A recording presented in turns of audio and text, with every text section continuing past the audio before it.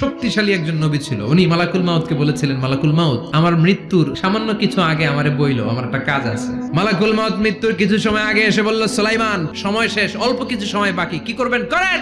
সাইয়েদনা সুলাইমান জিনদেরকে ডাকলো, ও জিনেরা, বিশাল একটা প্রজেক্ট আছে, প্রজেক্টে কাজ শুরু করো। আর কিছু জিনকে বলল, চারদিকে গ্লাস ফিটিং করা একটা রুম বানাও। সাইয়েদনা সুলাইমান আলাইহিস সালাম গ্লাস ফিটিং করা রুমের ভেতরে ঢুকলেন। এই রুমে ঢোকার দরজা নাই, হাতে একটা লাঠি নিলেন, লাঠির মধ্যে ভর করে দাঁড়িয়ে রইলেন আর জিনদের দিকে তাকিয়ে রইলেন। জিনেরা এত বদমাশ ছিল, সাইয়েদনা সুলাইমান দাঁড়িয়ে না থাকলে কাজ করতো না, দাঁড়ায় না থাকলে আজও লোকজন কাজ করতে চায় না, ঠিক কিনা?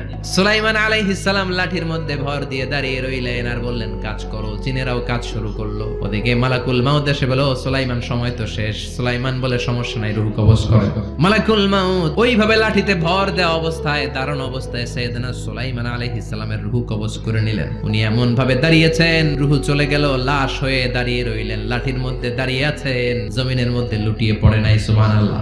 জিনেরা মনে করছে বস দাঁড়ায় আছে, কাজ করতেই হবে। করতে করতে পুরা প্রজেক্টের কাজ শেষ। ইন দ্য মিন টাইম ঝিঝি পোকা, উই পোকা সুলাইমান আলাইহিস সালাম লাঠির ভেতরে ঢুকে লাঠিও খেয়ে ফেলেছে। সাইয়েদনা সুলাইমান আলাইহিস সালাম ধপাস করে জমিনে পড়েছে। আর জিনেরা কয়, হায় হায়, খালি খালি কাম করছে এতদিন। সুবহানাল্লাহ কইবেন না?